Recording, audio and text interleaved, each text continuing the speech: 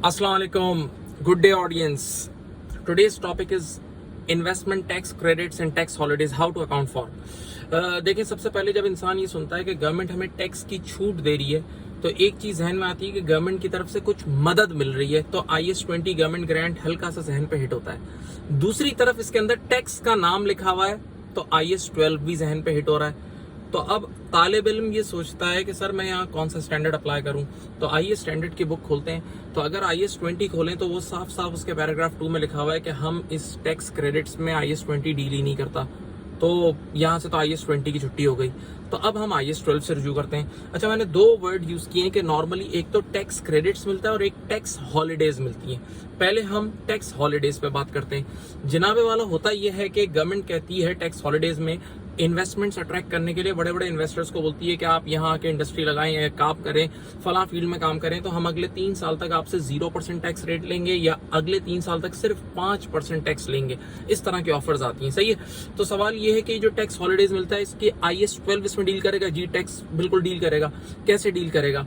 दोनों चीजें आराम से समझें। एक होता है करंट टैक्स, एक होता है डेफर टैक्स। अज्यूम करते हैं कि इस साल गवर्नमेंट ने मुझे कहा कि आपका टैक्स 0% है, कोई टैक्स नहीं है। तो जब मैं इस साल का करंट टैक्स प्रोविजन कैलकुलेट कर रहा हूँ तो वो 0% पे करूंगा, यानी वो करूंगा ही नहीं 0%। या इस साल मेरा टैक्स रेट गवर्नमेंट ने 5% कर दिया तो मैं 5% पे करंट टैक्स कैलकुलेट करूंगा जो इस साल का रेट है। राइट, ये तो करंट टैक्स हो गया, आसान है। अब आते हैं डेफर टैक्स पे।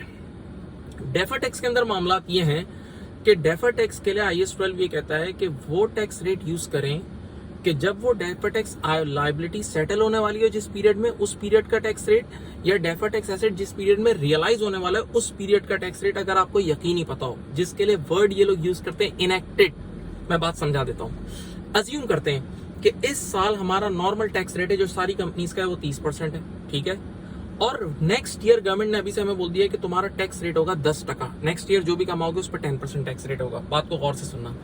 लेटेस्ट से मैंने इस साल किसी कंपनी के शेयर्स खरीदे हुए, यानी किसी कंपनी के शेयर्स में इन्वेस्ट किया हुआ है। जिस कंपनी के शेयर्स में इन्वेस्ट किया हुआ है वहां ईयर एंड से पहले डिविडेंड डिक्लेयर हो गया। डिक्लेयर तो उन्होंने जैसे ही डिक्लेयर किया हमारे पास आ गया राइट टू रिसीव।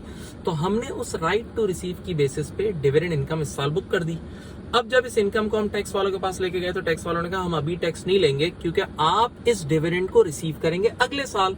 और उनकी पॉलिसी ये थी टैक्स वालों की कि dividend income is taxed on receipt basis. तो अब जरा गौर से सोचें, ये डिविडेंड इनकम टैक्स वालों की नजर में अगले साल टैक्सेबल है ना, और अगले साल का टैक्स रेट क्या होगा? पहले से अनाउंस है 10%। तो अब इस पर जो डेफर टैक्स आप बुक करेंगे ना, स्पेसिफिकली इस ट्रांजैक्शन पे, वो 10% का बुक होगा। राइट, क्योंकि अगले साल के लिए अगले साल ये टैक्सेबल होगी और अगले साल का रेट 10% है। ख्याल कीजिएगा इसका। अब आते हैं नंबर 2 पे, investment tax credits. Investment tax credits का मतलब गवर्नमेंट ने आपको बोला हुआ है कि यार अगर आप फला उसमें टेक्नोलॉजी में इन्वेस्ट करोगे तो हम आपकी टैक्स लायबिलिटी रिड्यूस कर देंगे या टैक्सेबल प्रॉफिट्स रिड्यूस कर देंगे। इस तरह की कोई सेटअप है। जरा सुनना, सवाल ये है कि इन्वेस्टमेंट टैक्स क्रेडिट्स और टैक्स क्रेडिट्स के बारे में क्या मामलात हैं IS के। IS-20 तो उसमें डील ही नहीं करता। वंस अगेन IS-20 में clear goes out of the scope है। और IS-12 भी टैक्स क्रेडिट में डील नहीं करता, बल्कि यहां तक भी लिखा हुआ है कि टैक्स क्रेडिट्स के बारे में IFRS में बहस ही नहीं है। IFRS ने टैक्स क्रेडिट्स को सही डिफाइन ही नहीं किया, यानी उस पर वो साइलेंट है।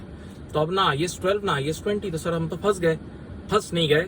आप लोगों को याद होगा मैंने गोल्ड की भी एक वीडियो बनाई थी पहले कि जहां अगर किसी चीज पे किसी ट्रांजैक्शन पर IS खामोश हो तो वहां IS-8 कहता है make your own accounting policy. Similar transaction वगैरह को देखकर अपनी पॉलिसी खुद बनाएं। तो अब जब अपनी पॉलिसी खुद बनाएं तो अब आप सिमिलर ट्रांजैक्शन में आप IS-12 भी अप्लाई कर सकते हैं और IS-20 भी। सवाल ये है हुजूर वाला कि IS-12 कब अप्लाई होगा इस इन्वेस्टमेंट टैक्स क्रेडिट पे और 20 कब अप्लाई होगा। तो इसके लिए कुछ फैक्टर्स हैं जो नॉर्मली मार्केट्स में यूज होते हैं। अब ये जजमेंटल बेस्ड एरिया पे मैं आ रहा हूँ, अभी आपकी अपनी चॉइस होगी। अब जरा सुने, एक फैक्टर ये देखा जाता है ग्रुप पॉलिसी के, इस ग्रुप की पॉलिसी क्या है। इसको यूं समझें कि अगर आपकी कंपनी यहाँ, आप जिस कंपनी में यहाँ जॉब कर रहे हैं उस कंपनी के वर्ल्ड वाइड सेटअप्स हैं, पेरेंट वगैरह कंपनी और ग्रुप वर्ल्ड वाइड काम कर रहा है, तो आप अपनी ग्रुप की बुक्स खोलना कि ग्रुप अकाउंटिंग इसकी कैसे हो रही है। जैसे फॉर एग्जांपल अक्सर ऐसा होता है कि एक बंदा शेल पाकिस्तान में काम कर रहा है, तो मैंने खुद ये पर्सनली उन अकाउंटेंट से मिला हूं, तो वो लोग कहते हैं कि यार एक ट्रांजेक्शन आ गई ना तो फौरन से चेक करते हैं यार शेल नीदरलैंड में और हमारी शेल इंटरनेशनल में उसकी ट्रांजेक्शन कैसे हो रही है। तो ग्रुप पॉलिसी को बहुत देखा जाता है और इससे कंसोलिडेशन भी आसान हो जाती है। अगर पूरे ग्रुप में सेम टाइप की पॉलिसी लग रही है तो इससे कंसोलिडेशन भी इजी हो जाती है। तो ये फैक्टर देखा जाता है। Number 2, local legislation. भाई लोकल लॉ क्या कहता है, और हम सब जानते हैं कि लोकल लॉ अगर किसी चीज पे आ जाए तो लोकल लॉ प्रिवेल करता है, तो उसको भी देख लीजिएगा। नंबर 3, ये देखना कि वो इन्वेस्टमेंट टैक्स क्रेडिट, तवज्जो, कैश की फॉर्म में मिलने का है या सख्ती से ये लिखा हुआ है कि बस टैक्स की लायबिलिटी को रिड्यूस करेगा। अगर वो इन्वेस्टमेंट टैक्स क्रेडिट कैश की फॉर्म में मिलने का है तो IAS 20 की तरफ रुझान बढ़ रहा है, IAS 20 की तरफ गिराओ। और अगर वो इन्वेस्टमेंट टैक्स क्रेडिट सिर्फ टैक्स लायबिलिटी की फॉर्म में मिलने का है तो ऐसी सूरत हाल में फिर IAS 12 की तरफ रुझान ज्यादा है। इसके अलावा एक और पॉइंट भी है, उसकी कंडीशंस देखनी होंगी।